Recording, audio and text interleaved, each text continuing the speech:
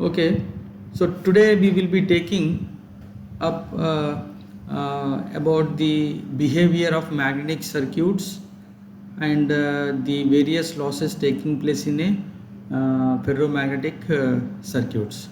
So, in last class we have understood how to mitigate the commutation problems using three methods: manual shifting of brush positions, interpoles, and compensating winding. And we have also briefly understood which type of method is employed in different ratings of the machine. Later we have also saw or understood about the basic fundamentals regarding the magnetic circuits and how it can be analogically represented by a equivalent electrical circuit. Okay, so we'll now we'll understand one important parameter or concept regarding these magnetic circuits today in this class. Okay, so let us take a small example. Here we have a core, and it is a coil is wound on the core, and here there is a small air gaps and a small rotor, equivalent rotor like this. Okay, now this can be equivalently represented as this is the magnetic core, and this magnetic core has various reluctance paths. Now this is reluctance of the core, entire core, that is from this to this. So entire core reluctance, right? If I take the cross section of the core is same, then I can assume from here to here the reluctance is same. If the cross section is different, I have to then find out the reluctances for various cross sections, right? Now this is core reluctance, then the flux passes through the air gap here, then the reluctance of the air gap, then the flux enters into the rotor part, that is, then I have to find out the rotor reluctance, then again it enters into the air gap and then core. So again I am placing the air gap reluctance. So once I calculate the reluctance of various paths using simple formula by knowing the length of the core and by cross section of the core and its permeability, then I can find out the reluctances of the various elements. Now once I have these reluctances and I know the number of turns and the current it is carrying, the coil, the MMF behind the flux. Okay, so if I know these values also, then I can find out the flux in the core, flux in the actual core, right? So not only this, not only finding out the flux in the core, here I have written if we have the physical dimensions of core material, we can calculate the reluctances of various sections. That is what I have just said. Then we can calculate like in electrical circuits, what we can calculate in electrical circuit, overall current. If we have a electrical circuit and we need to find out the overall current, it is drawn from this source. So the overall current. Now here the overall flux in the core we can calculate. Similarly, the potential drops across each resistors, that is what we will be calculating in the electrical circuits, right? Now in magnetic circuits, now this MMF, the total source of MMF, how it is divided across the each reluctance values, how it is shared, right? See, the core has got very high permeability and it has very less reluctance. In fact, it has very because this mu is very high, the reluctance of the core is very minimal compared to air or air gap. Now even though this air gap is very small here, because its relative its permeability mu naught is very small, then the reluctance of the air gap the reluctance of the air gap here is far greater than the core reluctance, is far greater than the core reluctance, though the cross section is same for both the medium, but the length here, lengthwise the air gap is having very small air gap, length, very small air gap, but lengthwise the core is having very long core length, mean length. So even then the reluctance offered by the small air gap is very high, very high. So in that sense, this complete MMF required to drive the flux flowing in this core is almost almost it is consumed by this air gap reluctance only. If this air gap, if air gap is not there, then this MMF required to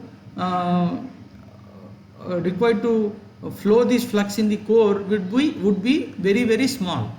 So due to the introduction of the air gap, the MMF required to flow this flux is increased tremendously, right? So we can understand how a MMF is distributed across various reluctance elements.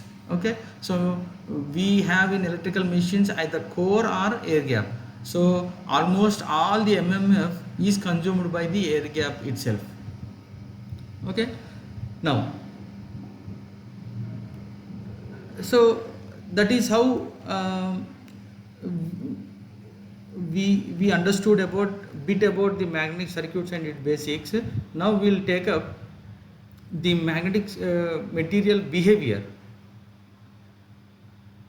So behavior of a ferromagnetic materials. As I said, the magnetic permeability can be defined by simply this formula: the flux density is equals to mu into field intensity H, right? And this, in this equation, we till now assumed that the flux permeability is a constant for a given material, right? But it is not true. The permeability of a ferromagnetic material will be changing from different levels of intensity, right? Just we will come to know that. And we also know that the permeability of a ferromagnetic material is very high, and it is up to 6000 times the air gap permeability or air permeability. It is 6000 times, right? So that much high it is having permeability. Now, so B is equals to mu H, and H is again Ni by Lc, and we can now write B equals to mu Ni by Lc. Now in this case, N is a constant value, length is a constant value. Now if I increase the current in the coil, then it is assumed to be the flux density is also increasing proportionally, right? If the magnetic circuit permeability is constant, right? This is constant, this parameter is constant, and if I increase the current, the flux density also increases if the permeability is constant. If permeability is not constant, then there may be uneven increase in the flux density with the increase in the current in the coil, right? So that is what we are going to understand now. So in practice, the flux density increases with the increase in the MMF Ni to some extent, right? But beyond that B remains constant even though with the increase in the Ni MMF or current in the coil, right? That is shown in the figure here. So I have taken on the x-axis the MMF ampere turns, that is Ni, and on the y-axis flux in Webers. So as I is increasing, the flux is also increasing linearly, not assumed to be linear, but it is having small exponential raise, right? Now this is called a knee point. Now hereafter, with the increase in the MMF, slowly the flux starts not increasing proportional to that of I. Slowly it reduces and remains constant. The flux in the core remains constant for any increase in the current, right? So this is a knee point, and we say that from here 0 to knee point, this is called unsaturated region. Unsaturated region means the flux is assumed to be linearly varying with respect to I. And after the saturation, means the flux slowly starts becoming saturated or becomes constant for any increase in the current, right? So these are the two regions of the and this curve is called magnetizing curve or saturation curve. Okay, so the equivalent graph for this one, flux versus F or MMF, is also known as the flux density versus H field intensity. Flux density versus field intensity. So here H is actually it is Ni by L.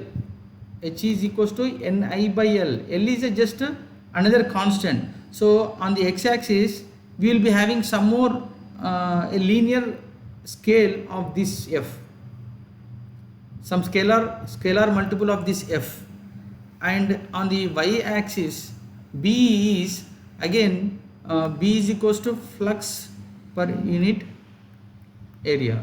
So again B is also some scalar multiple of flux. So this graph is also having same shape, but it will have some different scales. That's it. This graph and this graph are of same shape, but they have their own scales, right? Now if I draw the magnetizing curve, here the flux the B is increasing slightly exponential,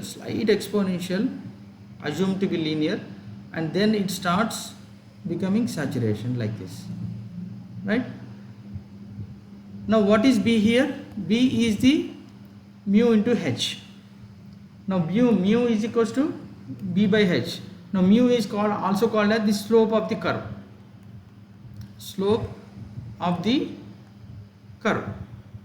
Right? So the slope, if I draw the slope at the beginning, slowly it is increasing because it is exponential in raise. So the slope actually increases slightly till the knee point. From the starting value it increases slightly. If this curve is linear, then it is a constant. It's a constant. But it is having slight exponential in nature here. That is why this is increasing.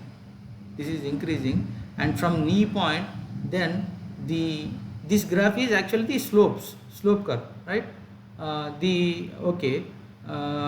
Yeah. Now this is mu, so it decreases like this. After the knee point, the mu value decreases rapidly.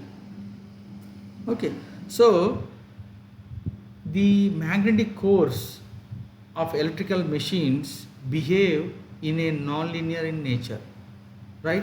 So till knee point it behaves linearly, and after the knee point it starts behaving a non-linear in nature. That is why we try to operate all the electrical machines within these linear regions only, right? But what is actually we require? We require in a generator a high EMF induced. We require in a motor a high torque to be induced, and these EMFs and torques are proportional to the flux in the core, right? So to maximize this EMF and torque, we need to maximize this flux also. So in that sense, we try to design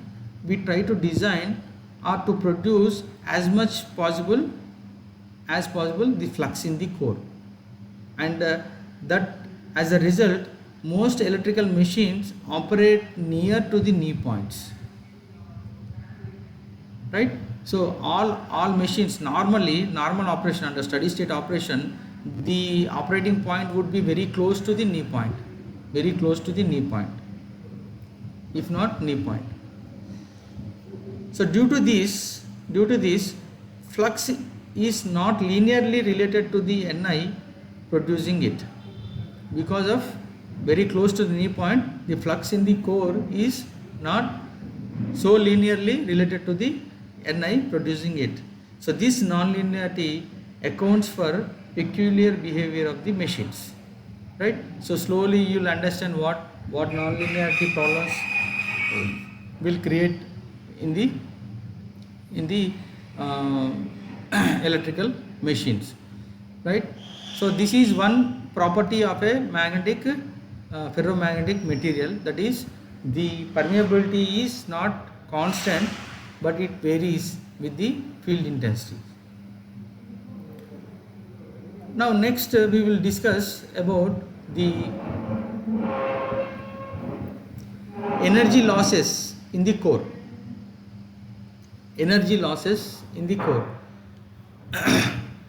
So we have, I'll give the energy losses, that is hysteresis losses and eddy current losses. So in all electrical machines, whether AC, DC, AC, and whether they are rotating type or static, like in transformer is a static electrical device. Rotating means all AC DC machines, DC motor, DC generator, and induction motors, synchronous generators, all will come rotating type. So in all these machines there is some energy loss taking place in the core, and these losses are due to these hysteresis losses and eddy current losses, right? We don't know what proportion they are, depending upon the type of material, type of physical dimensions, they vary, right? Now, so I have given two figures here. One is a core and a coil is wound on the core like this, and it is fed by a alternating voltage, a AC voltage with some frequency f.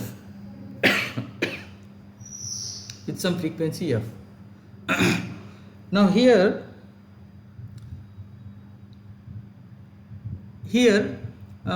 when the AC current is in positive direction, the flux will be set in one direction, and when the current is going in reverse direction like this, then the flux will set up in the reverse direction like this, right? So with the current alternating in nature, the flux in the core is also alternating in nature. That is the first point to be understood, right? Now this is one type of alternating fluxes will be produced if I give a alternating current to the coil like this. Now the second type is here, though this is again a DC machine. If I have a coil here like this, and these are excited by a DC currents, then the flux set up in the core is constant. It is not changing its direction. It is having only unidirectional flux, and it is also fixed flux. Magnitude is also not changing.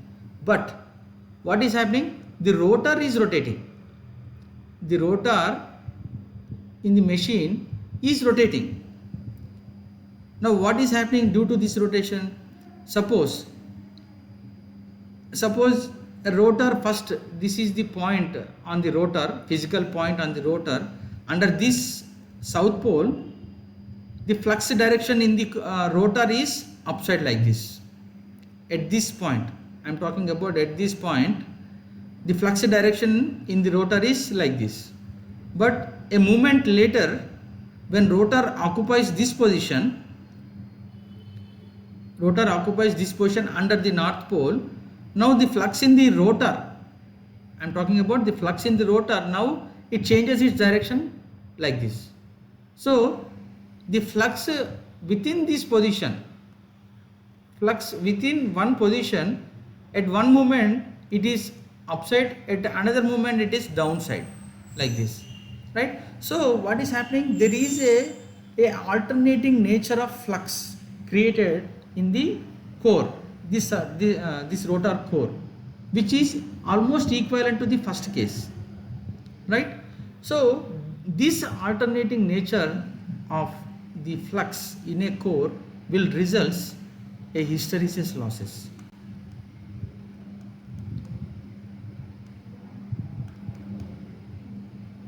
Right? Now we'll understand what is hysteresis losses, but why it is causing? It is causing due to the alternating flux in the core, right? Now I'll draw the hysteresis loop to understand more about right. Now I'll take this first example. Now as the current is slowly increasing, as the current is increasing in the positive direction, now the flux, this is Ni, this is flux, or otherwise this is H and this is B, right? So with the increase in Ni or H in the initial movement, the flux in the flux or B in the core increases according to the magnetization curve.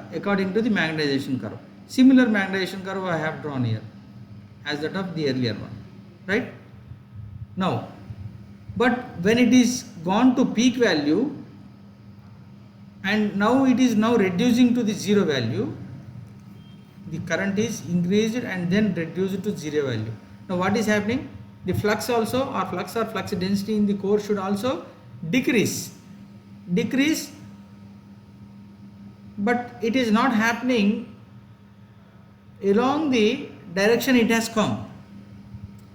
It has started from A and reached to B, but it is not following the same trajectory, but it is following some different trajectory like this, right? So what is happening, even though the current is zero at this position, the flux is some residual flux. We say this is residual flux in the core at that moment, right? But when now the current is going in the negative direction, or H is going in the negative direction like this, in this direction. Now earlier it was gone maximum and came back, now it is going on to this direction. Now at some moment this flux in the core becomes zero of negative H value, and this value is called coercive force, right?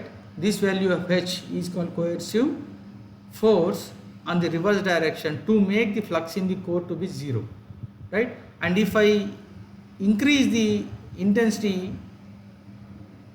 in the reverse maximum direction, then this will go to maximum value somewhere here, and once again when it is increasing to zero, when the H is coming back to zero, then this will follow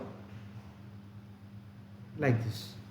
Still when it is zero, now again there is a reverse direction residual flux in the core. It should be zero ideally, but it is not happening, right? So now again the same repeats. Now when it is going back again maximum, this will follow like this,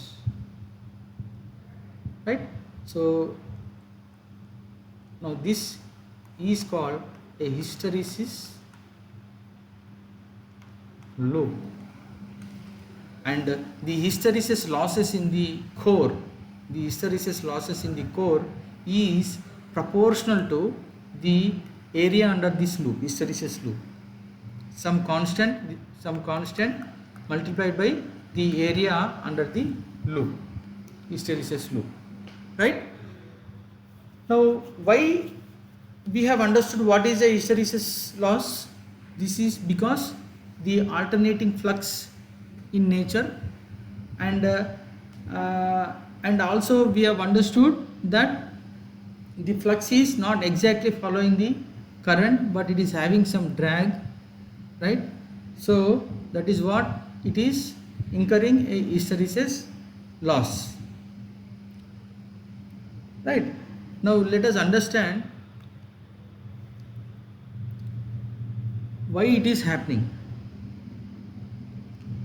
So there are in the magnetic ferromagnetic material, there are domains like this, each minute parts, right? And the domains have their alignments, and initially there will be random alignments, okay, random in nature. The alignments are not, the domain alignments are not in particular sequence like this.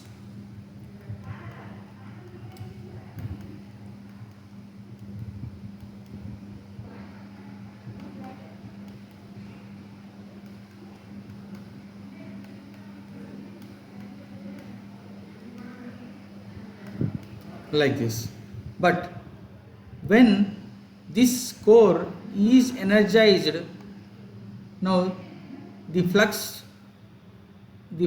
try to flow in the core, and slowly what happens, these domains starts aligning to each other. They will be starts aligning to each other, right?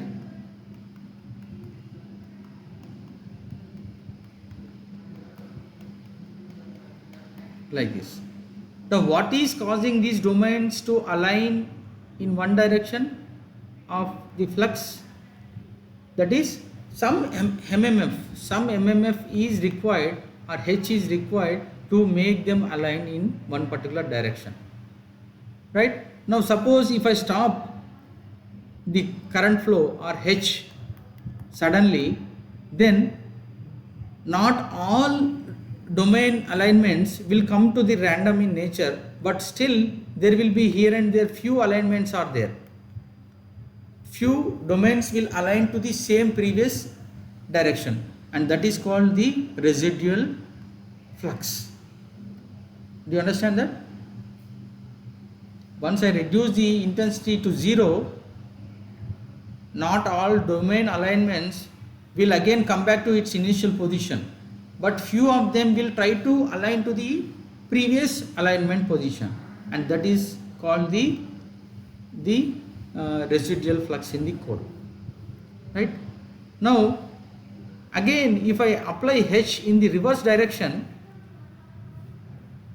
then again these domain alignments will be reversed.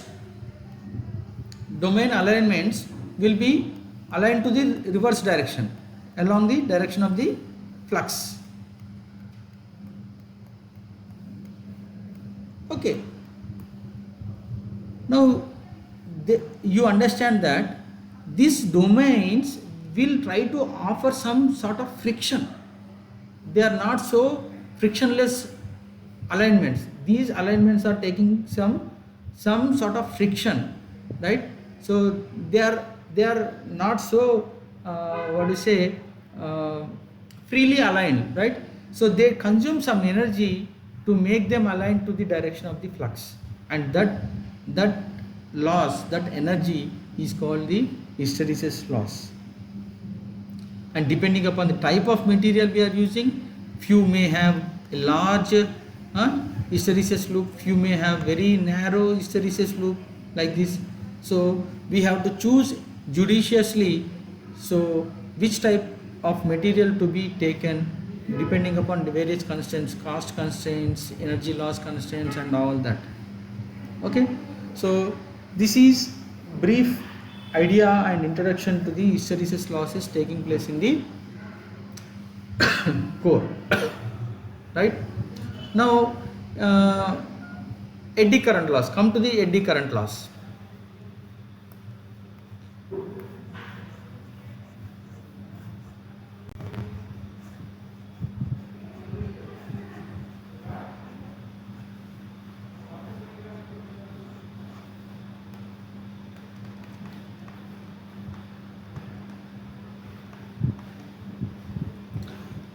Eddy current loss, again, I'll take this example, core and a coil is there. Now I actually feed this coil through a AC current, AC supply. What is happening? Current is alternating and the flux is also alternating in nature, one direction and the other direction. Flux is also alternating, right? We will be coming to know that due to Faraday's electromagnetic induction, we have some voltage induced in this coil, right? On this side, this we will be learning in the transformer basics, right? So what I want to say is this E is equals to minus N d lambda by dt, the rate of change of flux linkage multiplied by the number of turns, is the EMF induced in this coil, and also it will be inducing EMF in this coil also, E primary and E secondary, right? Now similarly this alternating flux in the core,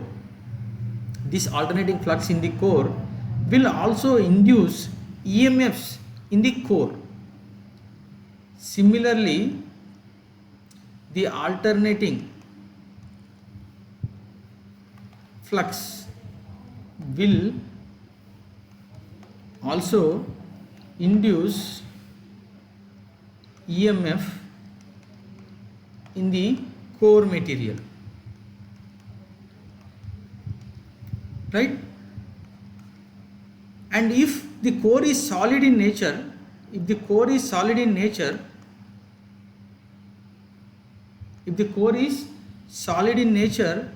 what happens?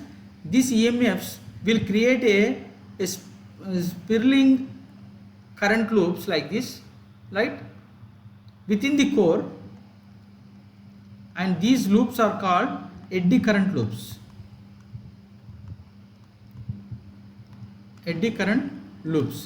Right? So small loops within the core, current loops within the core, are created due to these EMFs induced in the core, and these loops are called, current loops are called eddy current loops, and this will create the heating and hence the energy loss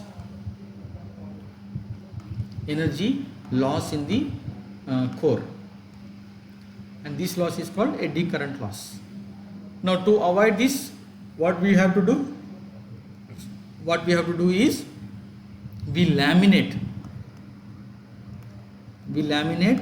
the core. What we do is we try to slice this core into thin sheets like this.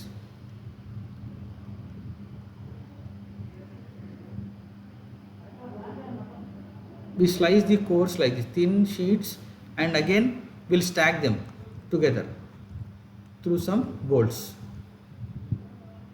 right? And within the laminations we will be placing some insulating material. Between each lamination we will be placing insulating material. Okay, so that is how the eddy current losses takes place, and to reduce the eddy current losses we will be using laminations in the core, right? So wherever there is a possibility of alternating alternating fluxes taking place in the core, then we will be trying to laminate that particular core. So in this DC machine,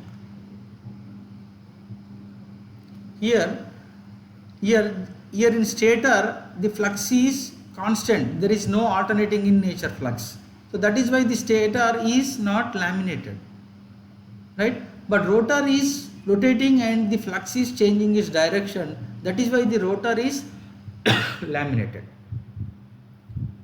right? And also to some extent the pole shoes are also laminated, because what is happening, load changes, due to load change, frequent load change, the armature reaction and its effect, magnetic neutral axis shifts is taking place from time to time. Due to that also there will be some eddy current losses induced in the pole shoes. So that is why we, in some large machines, we try to laminate the pole shoes also. In particular I am talking about the DC machines. Likewise in AC machines, depending on wherever there is a change in flux taking place in the core, then we go for laminations.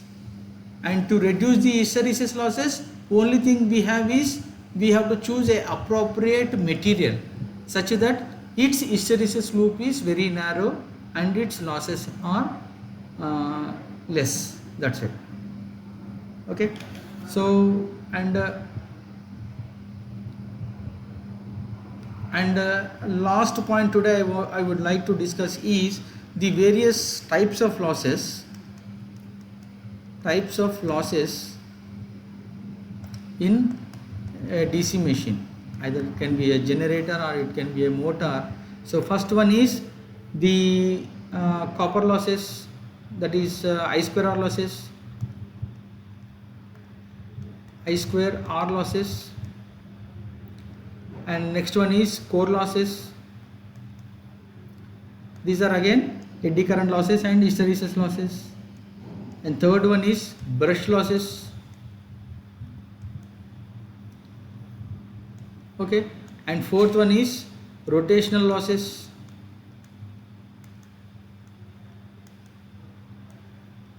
And fifth one is any other stray losses, which is not accountable in all these four. Okay, so I square R losses means field windings having some resistance and the current is flowing through the field, so there is a IF square RF. And also in armature coil also, armature has got its own resistance and armature current is flowing here, then IA square RA will be the armature copper losses, right? So in DC machines you have field copper losses and armature copper losses. Core losses, hysteresis losses and eddy current losses. Now mind you, these two losses are proportional to the flux density square, and to some extent this is proportional to the frequency Rn power some value, that is 1.5 or 1.4 something like that, right? And here this is proportional to F or N, eddy current loss. And brush losses, we have some finite voltage drop across the brushes, 2 volts, 3 volts, some finite voltage drop across this, and this voltage drop multiplied by the current it is flowing under that position, under that movement, will give the power losses, brush power losses, right? And rotational losses is proportional to the cubic nature of the speed, right? Rotational losses increases with the NQ. There is again this value is varying from 2 to 3, right? So in some books it gives cubic in nature, some books it gives square nature, right? So okay, it lies between 2 and 3. There is no exactly one empirical formula, but it is varying between 2 and 3, right? So these are the brief idea about the various losses taking place in the machine, right? So I'll stop here, and in next class we will be discussing about various types of generators and their circuit diagrams, and then we'll analyze the generators, their characteristics and all that, right? So today we have understood about the magnetic material behavior, and the core losses taking place, energy losses taking place in the core, that is hysteresis loss and eddy current loss, and how we can minimize these losses, and finally the various types of losses in the DC machine. Thank you.